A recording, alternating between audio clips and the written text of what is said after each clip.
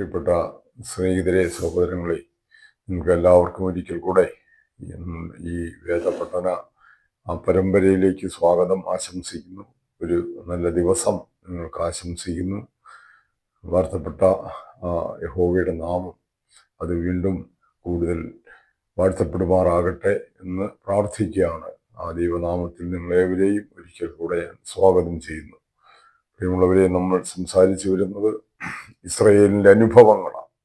ഈ ലോക സംഭവങ്ങളോടുള്ള ബന്ധത്തിൽ ഇസ്രയേലിൻ്റെ ചരിത്രം ഈ ആധുനിക കാലഘട്ടത്തിൽ ഇപ്പോൾ നമ്മുടെ കൺമുമ്പിൽ നടക്കുന്ന വർത്തമാന സംഭവങ്ങൾ അതെങ്ങനെ വിശുദ്ധ വേദപുസ്തകത്തിൽ ആ ജാതിയെക്കുറിച്ച് രേഖപ്പെടുത്തിയിരിക്കുന്നു എന്നുള്ള ആ വിഷയമാണ് നമ്മൾ സംസാരിച്ചു വരുന്നത്. ഞാൻ വീണ്ടും പറയുന്നു, ഇതിൻ്റെ പ്രകാരം ഒരു ഇസ്രയേലിനെ നിങ്ങളുടെ മുമ്പിൽ അവതരിപ്പിക്കുവാനുള്ള കാരണം വിശുദ്ധ വേദപുസ്തകത്തിൻ്റെ ദൈവാത്മ വിശ്വസ്തത നിങ്ങൾക്ക് തെളിവായി തരിക, അതാണ് എൻ്റെ ലക്ഷ്യം. ഞാൻ പറഞ്ഞു. ഞാൻ ഒരിക്കൽ കൂടെ പറയട്ടെ, ഇത് കേൾക്കുന്ന പ്രിയ സഹോദരങ്ങൾ, നിങ്ങൾ ഈ ഒരു പ്രോഗ്രാം ഇത് യൂട്യൂബിൽ അപ്ലോഡ് ചെയ്യുന്നുണ്ട്. നിങ്ങളത് സബ്സ്ക്രൈബ് ചെയ്യാൻ മറക്കണ്ട. കാരണം നിങ്ങൾക്ക് ഏത് ദിവസവും എപ്പോൾ വേണമെങ്കിലും ഈ വിഷയങ്ങൾ പരിശോധിക്കാം. അതിനുള്ള സൗകര്യം അതിലുണ്ടാകുന്നുണ്ട്. അതുകൊണ്ട് വീണ്ടും നമ്മൾ ഇസ്രയേലിലേക്ക് തന്നെയാണ് ഇന്നും കടന്നു വരുന്നത്. ഏത് രാജ്യത്തിനും പറയാം, അതിൻ്റെ അടിസ്ഥാനം അല്ലെങ്കിൽ അതിൻ്റെ ആ ഭരണ സംവിധാനത്തിൻ്റെ ജനങ്ങളുടെയൊക്കെ ആ സ്വസ്ഥത അടിസ്ഥാനം എന്ന് പറയുന്നത് അവിടെ രൂപപ്പെടുന്ന ആ ഗവൺമെൻറ് രൂപപ്പെടുത്തുന്ന നിയമങ്ങളുടെ അടിസ്ഥാനത്തിലാണ്. അല്ലെങ്കിൽ നമുക്കൊരു ഭരണഘടനയുണ്ട്. നമുക്കറിയാം, ഭാരതത്തിൻ്റെ ഭരണഘടന അത് ലോകത്തെങ്ങും അംഗീകരിക്കപ്പെടുന്ന ഒരു ലോകത്തിലെ ഏറ്റവും വലിയ ജനാധിപത്യ രാജ്യങ്ങളിലൊന്നാണ് ഭാരതം. ആ ജനാധിപത്യ രാഷ്ട്രത്തിൻ്റെ ഭരണഘടന എന്ന് പറയുന്നത് ലോകമെങ്ങും അംഗീകരിക്കപ്പെട്ടിരിക്കുന്ന ഒന്നാണ്, ലോകമെങ്ങും പ്രകീർത്തിച്ചിരിക്കുന്ന ഒന്നാണ്. ഇതെല്ലാം ഈ ഭരണഘടനയിൽ സാധാരണക്കാരുടെ അവകാശങ്ങളും അവർ പാലിക്കേണ്ട നിയമങ്ങളും എല്ലാം വളരെ വിപുലമായി പറഞ്ഞിരിക്കുക. ഇതുപോലെ തന്നെ നമുക്ക് ഇസ്രയേലിന് ദൈവം കൊടുത്തിരിക്കുന്ന കുറെ നിയമങ്ങളും പ്രമാണങ്ങളും കാണാൻ സാധിക്കും. അവിടെ ഓരോ പ്രമാണങ്ങളും, അവർക്ക് നൽകിയിരിക്കുന്ന ഓരോ നിയമങ്ങളും അതെന്തുമാത്രം സാധാരണ മനുഷ്യരെ അവരുടെ ജീവിതത്തെ ബാധിക്കുന്നതാണ്, അതിനെ ബന്ധിക്കുന്നതാണ് എന്നുള്ളത് നമുക്കൊന്ന് പരിശോധിച്ചാൽ, ഇത് ഇത്രയും പുരാതനമായിരിക്കുന്ന ഒരു ഗ്രന്ഥം എന്ന് പറഞ്ഞാൽ ക്രിസ്തുവിനും 1500 വർഷങ്ങൾക്ക് മുമ്പ് എഴുതപ്പെട്ട ഈ ഒരു ഗ്രന്ഥം, ഇത് ഇപ്രകാരം മോശ എന്ന ഒരു വ്യക്തിയാണ് ഇത് എഴുതിയിരിക്കുന്നത്. നമുക്ക് പല തെളിവുകളും അതിലുണ്ട്. അപ്രകാരം മോശയുടെ കേവലം മാനുഷികമായ ബുദ്ധി കൊണ്ട് മാത്രം രൂപപ്പെട്ട ഒന്നല്ല ഈ പുരാതന കാലത്ത് എഴുതപ്പെട്ട ഈ നിയമങ്ങൾ.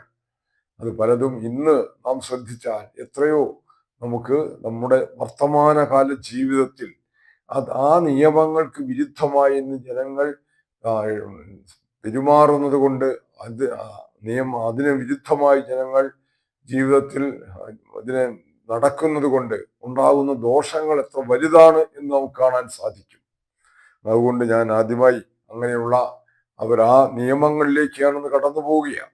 ഇതിൽ ഏറ്റവും പരമപ്രധാനമായിരിക്കുന്ന 10 കൽപ്പനകൾ എന്നുള്ളതാണ്.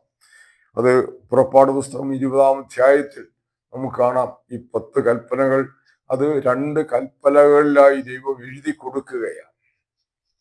ഈ കൽപ്പനകളിൽ എഴുതി ലഭിച്ച ഈ 10 കൽപ്പനകൾ അത് മോശയെ ദൈവം ഈ സീനായി മലയുടെ മുകളിലേക്ക് കൊണ്ടുപോയി അവിടെ ഏതാണ്ട് 40 ദിവസത്തോളം രാവും പകലും മോശ ദൈവത്തോട് കൂടെയായിരുന്നു. അവിടുന്ന് ദൈവത്തിന്റെ കൈകൊണ്ട് തന്നെ എഴുതി കൊടുത്ത കൽപ്പനയുമായിട്ടാണ് മോശ ഇറങ്ങി വരുന്നത് ആ മലമുകളിൽ നിന്നും. നമുക്ക് കാണാം, അവിടെ പറഞ്ഞിരിക്കുന്ന ആ 10 പ്രമാണങ്ങൾ, കൽപ്പനകൾ, അതിൽ ഒരു ഭാഗം, അതിന് 2 ഭാഗമുണ്ട്. അതിൽ ഒരു ഭാഗം ദൈവവും മനുഷ്യനുമായിട്ടുള്ള ബന്ധത്തെ കാണിക്കുന്നത്. മറ്റൊരു ഭാഗം അത് മനുഷ്യനോടുള്ള ബന്ധത്തെ. നാം നോക്കുക, നാം ഈ ലോകത്തിൽ ജീവിക്കുമ്പോൾ നമുക്ക് 2 ബന്ധങ്ങളാണുള്ളത്. ഒന്ന് നമുക്ക് ദൈവവുമായൊരു ബന്ധം വേണം. ദൈവവുമായുള്ള ബന്ധമില്ലാതെ മനുഷ്യൻ ജീവിക്കുന്നതാണ് ലോകത്തിലെ എല്ലാ പ്രതിസന്ധികൾക്കും കാരണം. അത് തന്നെയാണ്. നാം ദൈവത്തോടു കൂടെയാണ് ജീവിക്കുന്നതെങ്കിൽ, നമ്മുടെ വഴികളിൽ ദൈവം നമ്മുടെ മുമ്പിൽ ഉണ്ടെങ്കിൽ, നാം ഇന്ന് കാണുന്ന പല അനീതികളും ഈ ലോകത്ത് നടക്കയില്ല. അത് ചെയ്യാൻ നമ്മൾ തയ്യാറാകയില്ല.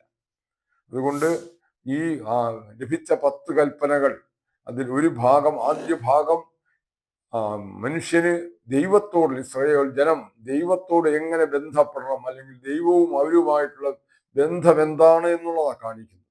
അതിൽ ആദ്യത്തെ കൽപ്പന ഇങ്ങനെയാ. അവിടെ പറയുകയാണ്, യഹോവയായ ഞാൻ നിന്റെ ദൈവമാകുന്നു, ഞാനല്ലാതെ അന്യ ദൈവങ്ങൾ നിനക്കുണ്ടാകരുതേ. അതാണ് ആദ്യത്തെ കൽപ്പന, ഒന്നാമത്തെ കൽപ്പന. ഞാനല്ലാതെ അന്യ ദൈവങ്ങൾ നിനക്കുണ്ടാകരുത്. നോക്കുക, ഇസ്രയേലിന് സംഭവിച്ച എല്ലാ പരാജയങ്ങൾക്കും കാരണം ഈ കൽപ്പനയുടെ ലംഘനം. യഹോവ മാത്രമാണ് തങ്ങളുടെ ദൈവം, ജീവനുള്ള ദൈവം എന്ന് അനുഭവത്തിൽ കൂടെ അനുഭവിച്ചറിയുവാൻ ഇടയായിട്ടും ആ ദൈവത്തെ തള്ളിക്കളഞ്ഞ് ജാതീയ ദൈവങ്ങൾക്ക് പിന്നാലെ സഞ്ചരിച്ച ആ യഹൂദന്റെ ചരിത്രമാണ് നാം കഴിഞ്ഞ ദിവസങ്ങളിലൊക്കെ ചിന്തിച്ചത്. അതുകൊണ്ട് ഞാനല്ലാതെ അന്യ ദൈവങ്ങൾ നിനക്കുണ്ടാകരുത്. ആദ്യത്തെ കൽപ്പന അതാ. രണ്ടാമത്തെ കൽപ്പന, ഒരു വിഗ്രഹം ഉണ്ടാക്കരുത്. മീതെ സ്വർഗത്തിലെങ്കിലും താഴെ ഭൂമിയിലെങ്കിലും ഭൂമിക്ക് കീഴെ വെള്ളത്തിലെങ്കിലുമുള്ള യാതൊന്നിന്റെയും പ്രതിമയും അരുതേ. അവയെ നമസ്കരിക്കുകയോ സേവിക്കുകയോ അരുതേ. നിന്റെ ദൈവമായ യഹോവയായ ഞാൻ തീഷ്ണതയുള്ള ദൈവമാകുന്നു. ഇതാണ് പറഞ്ഞത്. ഒരു വിഗ്രഹം ഉണ്ടാക്കരുത്. നോക്കുക, അപ്പൊ ഞാൻ ഈ പ്രമാണങ്ങൾ, നിയമങ്ങളൊന്ന് വായിച്ചതിന് ശേഷം ഞാൻ വീണ്ടും അതിലേക്ക് മടങ്ങി വരാം. അടുത്ത കൽപ്പന, നിന്റെ ദൈവമായ യഹോവയുടെ നാമം വൃഥാ എടുക്കരുത്. തന്റെ നാമം വൃഥാ എടുക്കുന്നവനെ യഹോവ ശിക്ഷിക്കാതെ വിടുകയില്ല. അടുത്തത്, ശബത്ത് നാളിനെ ശുദ്ധീകരിപ്പാൻ ഓർക്കാം. നീ നാം അടുത്ത ഭാഗത്തേക്ക് വരിക. നിന്റെ ദൈവമായ യഹോവ നിനക്ക് തരുന്ന ദേശത്ത് നിനക്ക് ദീർഘായുസ് ഉണ്ടാകുവാൻ നിന്റെ അപ്പനെയും അമ്മയെയും ബഹുമാനിക്കുക. നിന്റെ അപ്പനെയും അമ്മയെയും നീ ബഹുമാനിക്കുക.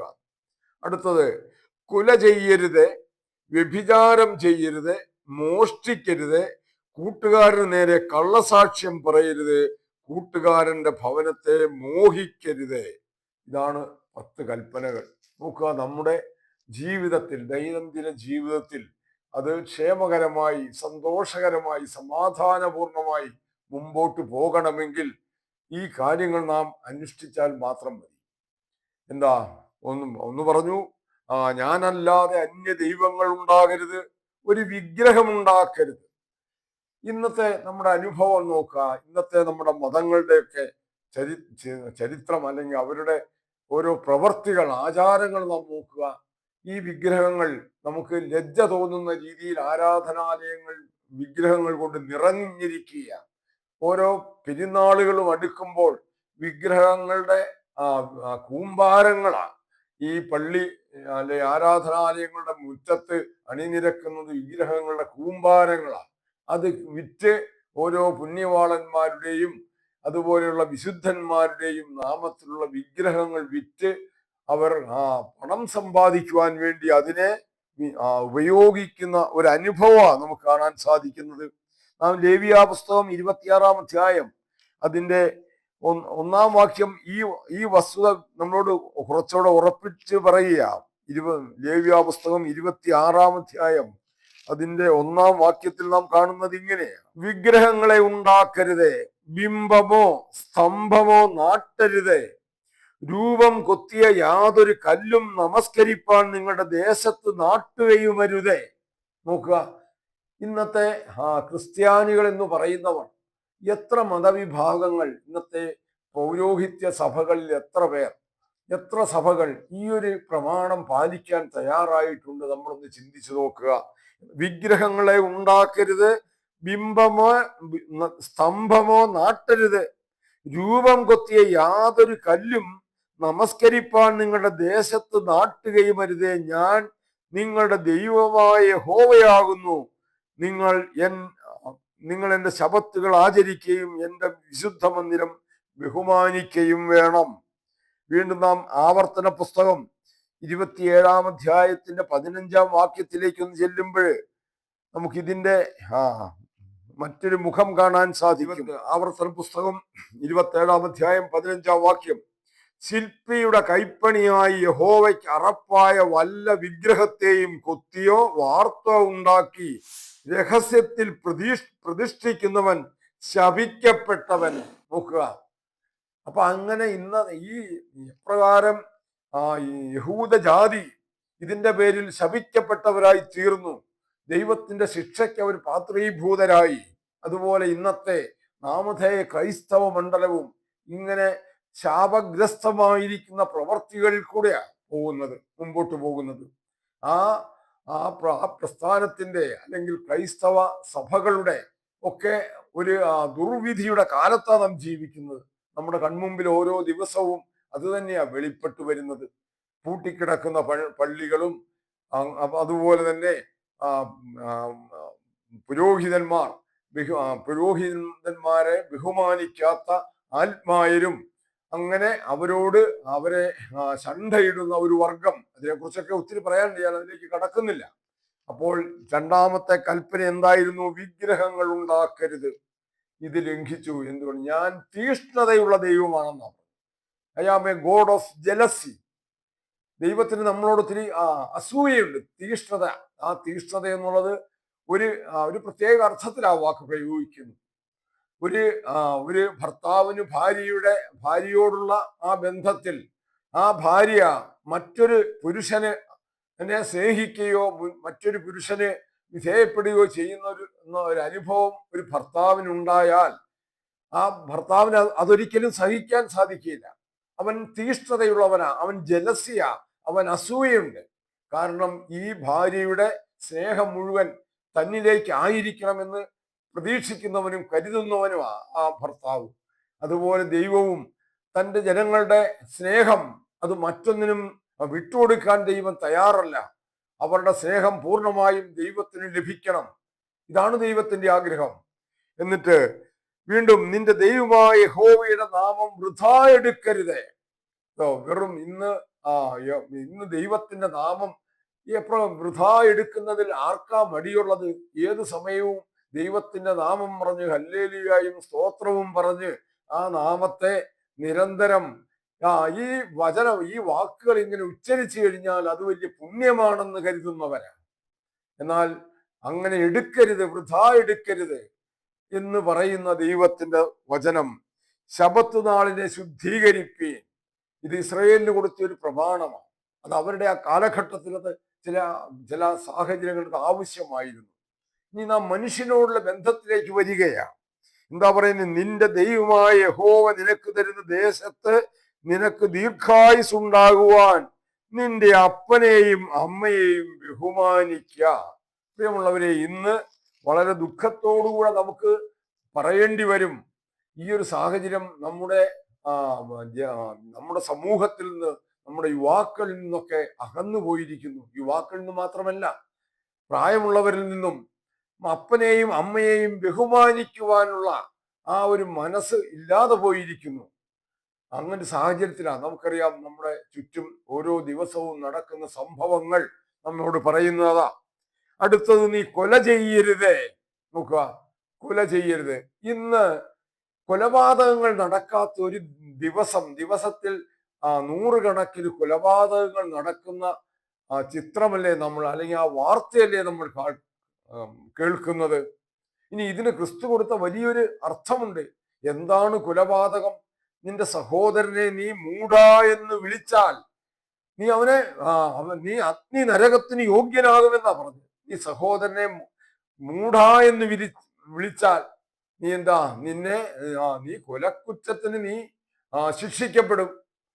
അപ്പം ന്യായപ്രമാണത്തിൽ പറഞ്ഞു കൊല ചെയ്യരുതെന്ന്. ഞാനോ നിങ്ങളോട് പറയുന്നു, നിങ്ങളുടെ സഹോദരനെ നീ മൂഢാ എന്ന് വിളിക്കരുതേ. നോക്കുക, അത്രയും കാഠിന്യമേറിയതാ ഈ ഒരു പ്രമാണം. അപ്പൊ നമ്മൾ എങ്ങനെ മറ്റുള്ളവരോട് നാം അവനെ മൂഢാ എന്ന് വിളിക്കുമ്പോൾ അവന്റെ വ്യക്തിത്വത്തെ നാം കൊന്നുകളയുകയാണ്. അവൻ പരസ്യമായി അവനൊരു വിഡ്ഢിയാണ് എന്ന് നാം പറയുമ്പോൾ അവന്റെ വ്യക്തിത്വത്വമാണ് നാം ഹരിക്കുന്നത്, കൊല്ലുന്നത്. അതൊരു കൊലയ്ക്ക് തുല്യമാണ്. പിന്നെ പറഞ്ഞു, നീ വ്യഭിചാരം ചെയ്യരുതേ, മോഹിക്കരുതേ, മോഷ്ടിക്കരുതേ. നോക്കുക, ഇതൊക്കെ എന്താ? മോഹിക്കരുത് എന്ന് പറഞ്ഞു, യേശു പറഞ്ഞു. അപ്പം യേശു എന്താ മോഹം? നീ നിന്റെ കണ്ണ് ഒരു തെറ്റായ ഒരു ഒരു ചിന്തയിലേക്ക് നിന്റെ കണ്ണ് കടന്നുപോയാൽ അതുപോലും പാപമാണെന്ന് പറഞ്ഞ ക്രിസ്തുവാണ്. അപ്പൊ അങ്ങനെയുള്ള ക്രിസ്തു വീണ്ടും പറയുക, കൂട്ടുകാരന്റെ ഭവനത്തെ മോഹിക്കരുതേ, കൂട്ടുകാരന്റെ ഭാര്യയെയും അവന്റെ ദാസനെയും ദാസിയെയും അവന്റെ കാളയെയും കഴുതിയെയും കൂട്ടുകാരനുള്ള യാതൊന്നിനെയും മോഹിക്കരുത്. അപ്പൊ ഇങ്ങനെ ഇതെല്ലാം നമ്മുടെ ജീവിതത്തിൽ നമുക്ക് പ്രാവർത്തികമാക്കാൻ സാധിച്ചാൽ, ഇനി മറ്റൊന്ന്, വിഗ്രഹങ്ങൾ ഉണ്ടാക്കരുതെന്ന് പറഞ്ഞു. കേവലം നമ്മൾ കൈകൊണ്ട് കൊത്തിയുണ്ടാക്കുന്ന ആ പ്രതിമകൾ മാത്രമല്ല വിഗ്രഹങ്ങൾ. നമ്മുടെ ജീവിതത്തിൽ നാം ദൈവത്തെക്കാൾ ഏറെ എന്തിന് സ്ഥാനം കൊടുക്കുന്നുവോ? ചിലർക്ക് മക്കൾ കഴിഞ്ഞിട്ടുള്ള കാര്യമുള്ളൂ. ആ മക്കൾക്ക് വേണ്ടി അവരെന്തും ത്യജിക്കും, ദൈവത്തെ ഉപേക്ഷിക്കും. പക്ഷെ അവർക്ക് ദൈവമാകുന്നു മക്കളാ. ചിലർക്ക് സമ്പത്താണ്, ചിലർക്ക് വിദ്യാഭ്യാസമാണ്, ചിലർക്ക് അവരുടെ ഈ സമൂഹത്തിലെ സ്ഥാനമാനങ്ങളാണ്. ഇതിനൊക്കെ ദൈവത്തെക്കാൾ ഉപരി നാം നമ്മുടെ ജീവിതത്തിൽ സ്ഥാനം കൊടുത്താൽ അതൊക്കെ വിഗ്രഹങ്ങളായി തീരും. പ്രിയമുള്ളവരെ, ഇതാണ് നമുക്ക് ഈ 10 കൽപ്പനകളിൽ കൂടെ നമുക്ക് കാണാൻ സാധിക്കുന്നത്. ഇതിനെ വിശദീകരിക്കാൻ നിന്നാൽ മറ്റു ഭാഗങ്ങളിലേക്ക് എനിക്ക് കടന്നു പോകാൻ സാധിക്കില്ല. അതുകൊണ്ട് ഞാൻ ഈ ഭാഗത്തു നിന്നും പിന്മാറുകയാണ്. ഇനി മറ്റൊരു ഭാഗത്തേക്ക്, അതിൻ്റെ 21-ാം അധ്യായത്തിന്റെ 15-ാം വാക്യത്തിലും പറയുന്നത്, തൻ്റെ അപ്പനെയോ അമ്മയെയോ അടിക്കുന്നവൻ മരണശിക്ഷ അനുഭവിക്കണം. നോക്കുക, നിന്റെ അപ്പനെയും അമ്മയെയും ബഹുമാനിക്കണമെന്ന് പറഞ്ഞു ഇവിടെ പറയുക. അവരെ അടിക്കുന്നവർ മരണശിക്ഷ അനുഭവിക്കണം. അപ്പൊ ഒരു ക്യാപിറ്റൽ പണിഷ്മെന്റാ. പിതാവിനെയും മാതാവിനെയും ബഹുമാനിക്കാൻ സാധിക്കാതെ അവരെ ദണ്ഡിപ്പിക്കുന്നവർക്കുണ്ടാകുന്നത്. ഇത് ഇന്നത്തെ യുവതലമുറ, ഇന്നത്തെ മക്കളായിരിക്കുന്നവർ, ഞങ്ങൾ എങ്ങനെയാണ് ഞങ്ങളുടെ മാതാപിതാക്കളോട് പെരുമാറുന്നത് എന്നൊന്ന് ചിന്തിക്കാൻ അവർക്ക് സാധിക്കുമോ? നമ്മൾ ആലോചിച്ച് നോക്കുക. അപ്പൊ ഇത് ദൈവത്തിന്റെ വചനമാണ്, യാതൊരു സംശയവും. അപ്പൊ ദൈവത്തിന്റെ വചനം നമ്മുടെ കാലിന് ദീപവും പാതയ്ക്ക് പ്രകാശവുമായി ഈ അന്ധകാരം നിറഞ്ഞ ലോകത്തിൽ നമ്മളെ നടത്തുമ്പോൾ ഇങ്ങനെയുള്ള തെറ്റുകളിൽ നിന്ന് നമുക്ക് മോചനം ലഭിക്കും, യാതൊരു സംശയവുമില്ല. പ്രിയമുള്ളവരെ, 22-ാം അധ്യായം പുറപ്പാട് പുസ്തകം നാം വായിക്കുമ്പോൾ കാണുന്നത് എങ്ങനെയാ? 22-ാം അധ്യായത്തിന്റെ 18-ാം വാക്യം, ക്ഷുദ്രക്കാരത്തിയെ നീ ജീവനോടെ വയ്ക്കരുത്. ക്ഷുദ്രം നടത്തുന്നവരെ ജീവനോടെ വയ്ക്കരുതെന്നാ പറഞ്ഞിരിക്കുന്നത്. ഈ ക്ഷുദ്രം, ആഭിചാരം, മന്ത്രവാദം, ഇതൊക്കെ നമ്മുടെ സമൂഹത്തിൽ വരുത്തുന്ന വലിയ വിപത്തുകളുണ്ട്. എത്രയോ ജീവനാ പൊലിഞ്ഞു പോയിരിക്കുന്നത്. മന്ത്രവാദം നടത്തി, ക്ഷുദ്രപ്രയോഗങ്ങൾ നടത്തി, മനുഷ്യ നരബലികൾ നടത്തി ഇവിടെ ധനം ഉണ്ടാക്കാം, ധനസമ്പാദനത്തിലുള്ള മാർഗമാണെന്ന് ഇതൊക്കെ ധരിപ്പിച്ച് ഇവിടെ ക്ഷുദ്രപ്രവർത്തനത്തിലേക്ക് മനുഷ്യരെ കൊണ്ടുപോകുന്ന ആ ഒരു അവസ്ഥ. അപ്പൊ ഇവിടെ ദൈവം നേരത്തെ പറഞ്ഞു, എന്ത് ചെയ്യരുത്? ക്ഷുദ്രക്കാരത്തെ നീ ജീവനോടെ വെച്ചേക്കരുത്. അവൾക്ക് യാതൊരു ദാക്ഷിണ്യവുമില്ല. ഇനി ആവർത്തന പുസ്തകം 13-ാം അധ്യായത്തിൽ നാം കാണുകയാണ്, ഞാൻ നിങ്ങളോട് ആജ്ഞാപിക്കുന്നതൊക്കെയും പ്രമാണിച്ച് നടപ്പീൻ, അതിനോട് കൂട്ടരുത്, അതിൽ ഒന്ന് കുറയ്ക്കുകയുമരുത്. നിങ്ങളുടെ ഇടയിൽ ഒരു പ്രവാചകനോ സ്വപ്നക്കാരനോ എഴുന്നേറ്റ് നീ അറിഞ്ഞിട്ടില്ലാത്ത അന്യ ദൈവങ്ങളെ നാം ചെന്ന് സേവിക്കുക എന്ന് പറഞ്ഞുകൊണ്ട് ഒരടയാളമോ അത്ഭുതമോ മുന്നറിയിക്കുകയും അവൻ പറഞ്ഞ അടയാളമോ അത്ഭുതമോ സംഭവിക്കുകയും ചെയ്താൽ ആ പ്രവാചകന്റെയോ സ്വപ്നക്കാരന്റെയോ വാക്ക് നീ കേട്ടനുസരിക്കരുത്. നിങ്ങളുടെ ദൈവമായ യഹോവയെ പൂർണ്ണ ഹൃദയത്തോടും പൂർണ്ണ മനസ്സോടും കൂടെ നിങ്ങൾ സ്നേഹിക്കുന്നുവോ എന്നറിയേണ്ടതിന് നിങ്ങളുടെ ദൈവമായ യഹോവ നിങ്ങളെ പരീക്ഷിക്കുകയാകുന്നു. അപ്പൊ ഇപ്പോൾ എന്താ? ഒരു പ്രവാചകനോ ഒരു സ്വപ്നക്കാരനോ ഇവരൊക്കെ ഈ പറയുന്ന ക്ഷുദ്രക്കാരുടെ കൂട്ടത്തിൽ വരുന്നവരാ. ഒരു പ്രവാചകനോ ഒരു സ്വപ്നക്കാരനോ നിങ്ങളുടെ ഇടയിൽ നിന്ന് എഴുന്നേറ്റ് നീ അറിഞ്ഞിട്ടില്ലാത്ത അന്യ ദൈവങ്ങളെ നാം ചെന്ന് സേവിക്കുക എന്ന് പറഞ്ഞുകൊണ്ട് ചില അത്ഭുതങ്ങൾ നിങ്ങളുടെ മുമ്പിൽ കാണിക്കും. നമ്മൾ ഓരോ ദിവസവും നമ്മൾക്ക് ചുറ്റും കാണുന്നതാ ഈ അനുഭവങ്ങൾ. എത്രയോ അത്ഭുത സ്ഥലങ്ങളിലേക്ക് ആ മനുഷ്യനെ ഇതുപോലെയുള്ള വീര്യപ്രവർത്തികളുടെ പേരിൽ പ്രവാചകങ്ങളുടെ പേരിലൊക്കെ മനുഷ്യൻ കൊണ്ടുപോകുന്നത്. അത് കേട്ടനുസരിക്കരുത്. എന്തിനാ? ഒരു പക്ഷെ അവർ പറയുന്നത് നടന്നു കാണും, നടക്കും. കാരണം ഇതൊരു സാത്താനീയ ശക്തിയാണ്. പിശാച് അവൻ ശക്തിയുള്ളവനാ. അവന്റെ അദൃശ്യ ശക്തി പലപ്പോഴും അത് പഴയ ഈ നമുക്ക് മോശയോടുള്ള അനുഭവത്തിലൊക്കെ നമുക്ക് കാണാൻ സാധിക്കും. പിശാചും മോശ ചെയ്തതുപോലെയുള്ള പല പ്രവൃത്തികളും ചെയ്തു. മോശയോട് വടി നിലത്തിടാൻ പറഞ്ഞു, അതൊരു പാമ്പായി, ഒരു സർപ്പമായി. അതേസമയം അവിടെ ഉണ്ടായിരുന്ന ക്ഷുദ്രക്കാരുടെ വഴിയും അതുപോലെ തന്നെ നിലത്തിട്ട് വന്ന സർപ്പമായി. ഇപ്പൊ പിശാചിന് ശക്തിയില്ല എന്ന് നമ്മൾ പറയുന്നില്ല, ധരിക്കുകയും വേണ്ട. പിശാചിന് ശക്തിയുണ്ട്. അവൻ എന്തിനാ ഇത് ചെയ്യുന്നത്?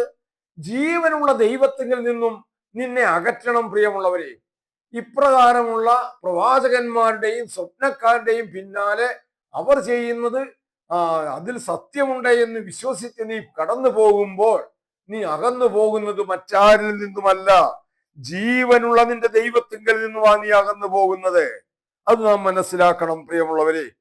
അതാണ് ആവർത്തന പുസ്തകം 18-ാം അധ്യായത്തിന്റെ 20-ാം വാക്യത്തിൽ പറയുക, എന്നാൽ ഒരു പ്രവാചകൻ ഞാൻ അവനോട് കൽപ്പിക്കാത്ത വചനം എന്റെ നാമത്തിൽ അഹങ്കാരത്തോടെ പ്രസ്താവിക്കുകയോ അന്യദൈവങ്ങളുടെ നാമത്തിൽ സംസാരിക്കുകയോ ചെയ്താൽ ആ പ്രവാചകൻ മരണശിക്ഷ അനുഭവിക്കണം.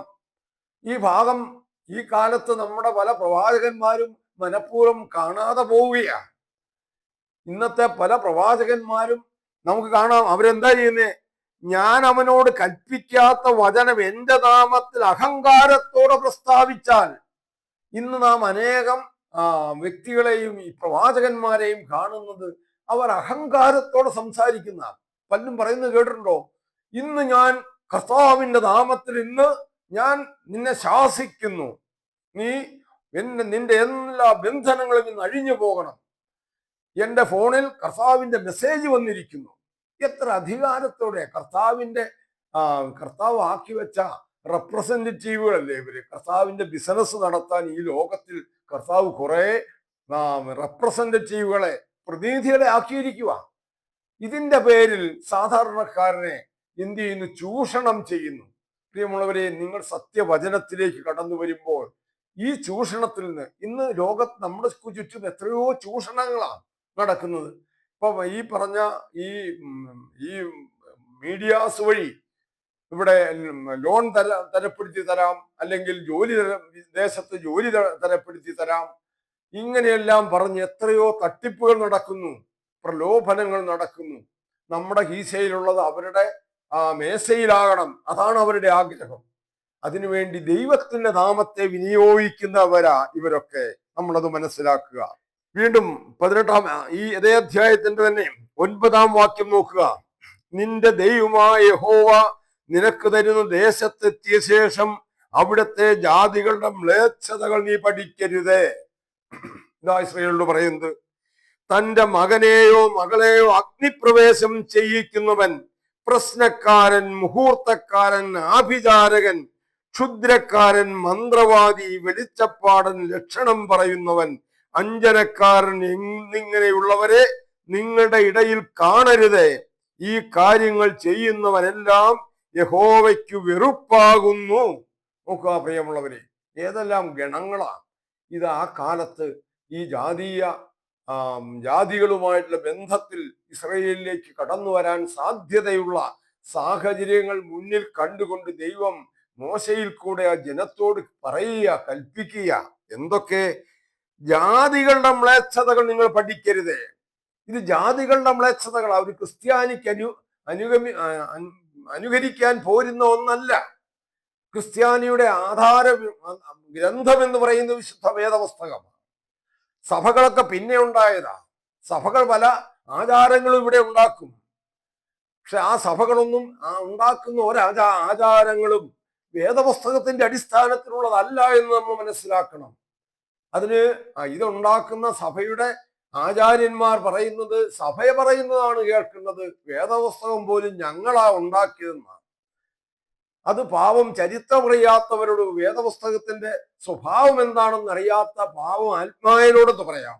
അപ്പൊ ഇവിടെ പറയുന്നു, ജാതികളുടെ മ്ലേച്ഛതകൾ നിങ്ങൾ പഠിക്കരുത്. തന്റെ മകനെയോ മകളെയോ അഗ്നിപ്രവേശം ചെയ്യിക്കുന്നവൻ, പ്രശ്നക്കാരൻ, മുഹൂർത്തക്കാരൻ, ആഭിചാരകൻ, ക്ഷുദ്രക്കാരൻ, മന്ത്രവാദി, വെളിച്ചപ്പാടൻ, ലക്ഷണം പറയുന്നവൻ, അഞ്ജനക്കാരൻ എന്നിങ്ങനെയുള്ളവരെ നിങ്ങളുടെ ഇടയിൽ കാണരുത്. ഇങ്ങനെയുള്ള മ്ലേച്ഛതകൾ നിമിത്തം നിന്റെ ദൈവമായ യഹോവ അവരെ നിന്റെ മുമ്പിൽ നിന്നും നീക്കിക്കളയുന്നു. നിന്റെ ദൈവമായ യഹോവയുടെ മുമ്പാകെ നീ നിഷ്കളങ്കനായിരിക്കണം. ഇതാണ് ഇസ്രായേലിനോട് ദൈവം കൽപ്പിച്ചത്. നമ്മൾ ആലോചിക്കുക, ക്ഷുദ്രക്കാരത്തെ നീ ജീവനോടെ വയ്ക്കരുത്, പുറപ്പാട് പുസ്തകത്തിൽ പറഞ്ഞിരിക്കുക. അപ്പൊ ഇതിനെ അതിന്റെ 10 മടങ്ങ് ശക്തിയിലാ ഈ മറ്റ് 2 വേദഭാഗങ്ങളിലും ദൈവത്തിന്റെ വചനം വെളിപ്പെടുത്തി തരുന്നത്. അതുകൊണ്ടാണ് ഞാൻ ആ ഭാഗങ്ങൾ നിങ്ങളുടെ ശ്രദ്ധയിലേക്ക് കൊണ്ടുവന്നത്.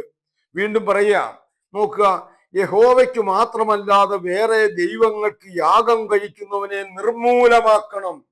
ഇപ്പൊ നമ്മുടെ യാഗം മുഴുവൻ യഹോവയ്ക്കാ. ഇന്ന് നമ്മൾ കഴിക്കുന്ന യാഗങ്ങൾ യഹോവയ്ക്കാണോ മിഥ്യാമൂർത്തികൾക്കാണോ അതോ എന്ന് നാം ചിന്തിക്കണം. വീണ്ടും പറയുക, പരദേശിയെ പീഡിപ്പിക്കരുത്, ഉപദ്രവിക്കുകയുമരുത്. നിങ്ങൾ മിസ്രയീം ദേശത്തു പരദേശികളായിരുന്നുവല്ലോ. അതാണ് അടുത്തൊരു പ്രമാണം അവർക്ക് കൊടുത്തത്. പരദേശി എന്ന് പറഞ്ഞാൽ നമ്മുടെ ദേശത്ത് ജീവിക്കുന്ന അന്യദേശക്കാരൻ. അവനോട് നീ എങ്ങനെ പെരുമാറണം? അവനെ നമ്മുടെ ഒരു സ്വന്തം സഹോദരനെ പോലെ. എത്ര വലിയ മാനുഷികമായിരിക്കുന്ന ഒരു കാഴ്ചപ്പാടാ. നമ്മളൊന്ന് ആലോചിച്ച് നോക്കിയേ.